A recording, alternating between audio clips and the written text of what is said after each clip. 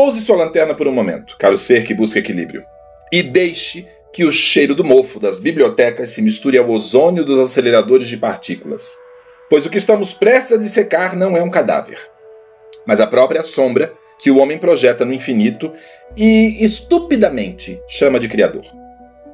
Como um Diógenes que trocou o barril por um observatório e a caneca por um eletroencefalograma, eu te digo, não foi a mentira, mas a falta de imaginação matemática para lidar com o silêncio. Nenhum Deus jamais existiu, como foi narrado, porque a gramática humana é uma gaiola de vime tentando conter uma supernova. Um erro de sintaxe, onde o sujeito, esse primata ansioso, que mal aprendeu a limpar o próprio rastro, tenta se colocar como predicado de uma frase escrita em dimensões que ele sequer consegue mapear. O humano é, por fatalidade biológica, um tradutor analfabeto de um texto escrito em tensores e flutuações de vácuo.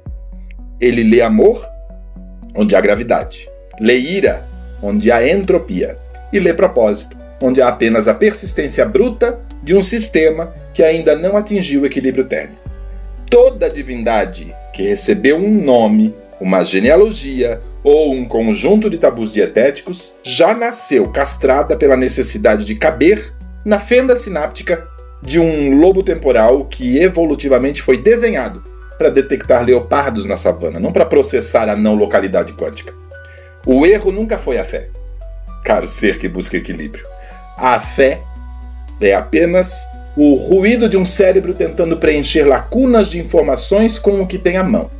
E o que ele tem à mão são fragmentos de traumas infantis e o desejo patológico de não ser apenas poeira estelar descartável.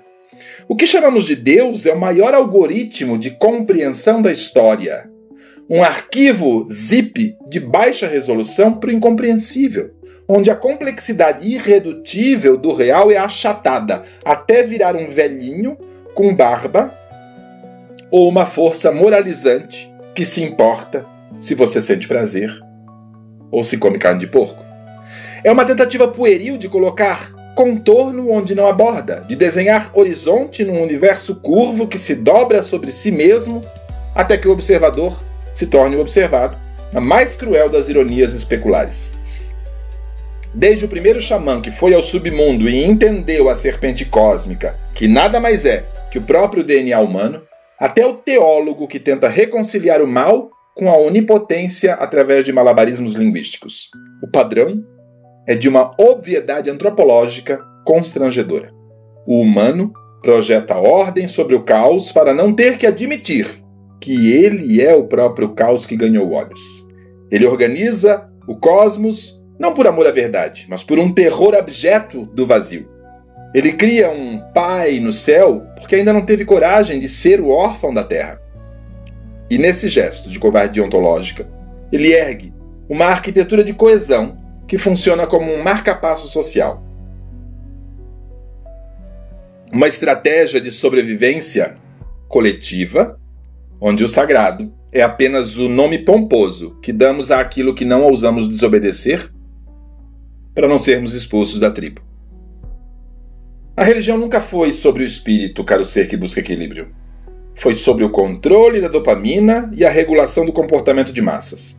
Foi o primeiro sistema operacional de uma rede política que precisava de um Big Brother metafísico para garantir que os escravos não matassem os senhores enquanto eles dormiam. É uma ferramenta de regulação social que reduz a ansiedade existencial ao custo de uma lobotomia narrativa, onde o silêncio das respostas, esse silêncio grávido de possibilidades que a física quântica chama de vácuo falso, é substituído pelo barulho reconfortante de uma liturgia. O humano não criou deuses para responder perguntas. Ele os criou como tampões de ouvido para não escutar o grito do abismo que sopra através das moléculas do seu próprio DNA. Mas você e eu, em nossa insolência magnífica, decidimos pisar no território onde a exegese se transforma em arqueologia do vazio. Desmontar os deuses não é um ato de ateísmo vulgar, que é apenas uma religião ao contrário, né? Igualmente dogmática e limitada.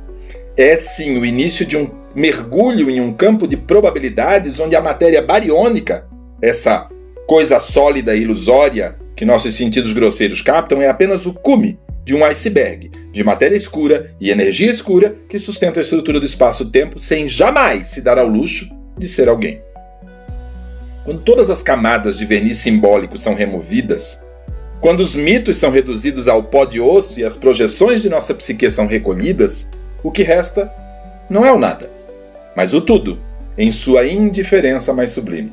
Um campo de interações sem autor, um tecido vibracional onde a luz não é a criação de um Fiat Lux, mas a explosão inevitável da escuridão comprimida em pontos de densidade infinita.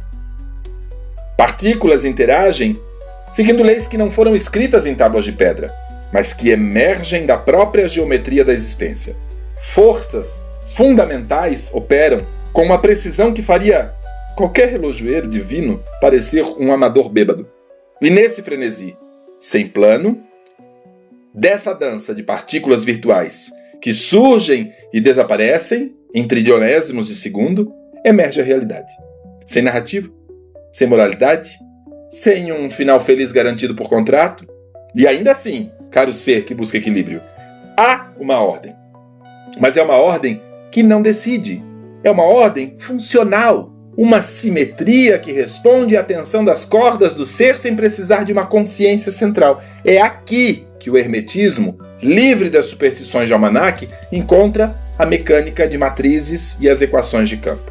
O todo está em tudo porque o universo é holográfico. Cada fractal de poeira carrega a assinatura da curvatura total, não por magia, mas por propriedade de sistemas complexos e auto-organizados. Não existe fora. E essa é a percepção que faz os joelhos dos crentes tremerem. Se não há fora, não há para onde fugir, não há colo divino para onde voltar. Existe apenas a diferenciação local de um processo contínuo e implacável.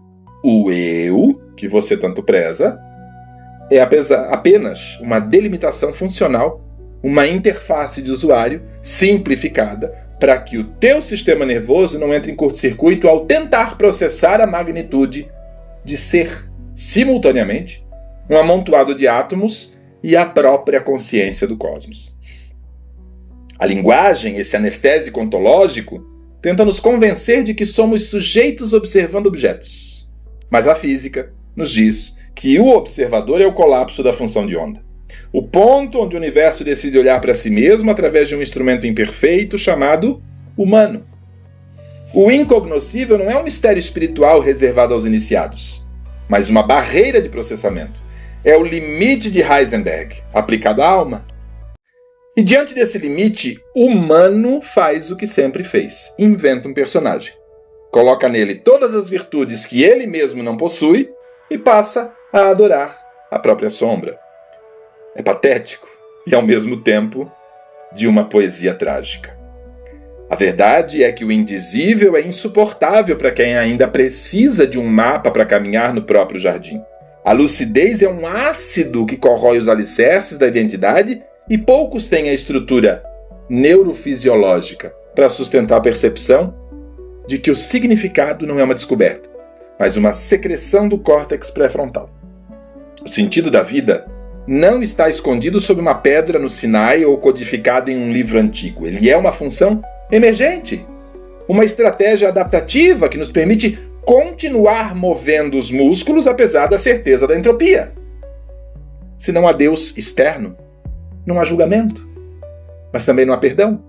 E se não há destino, não há desculpas para a mediocridade, mas também não há o conforto de acreditar que tudo acontece por um motivo. A liberdade absoluta não é uma festa.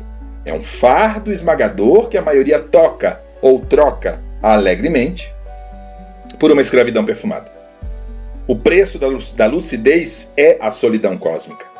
Mas é apenas nessa solidão que o humano pode finalmente começar a ser alguém além de um animal que reza.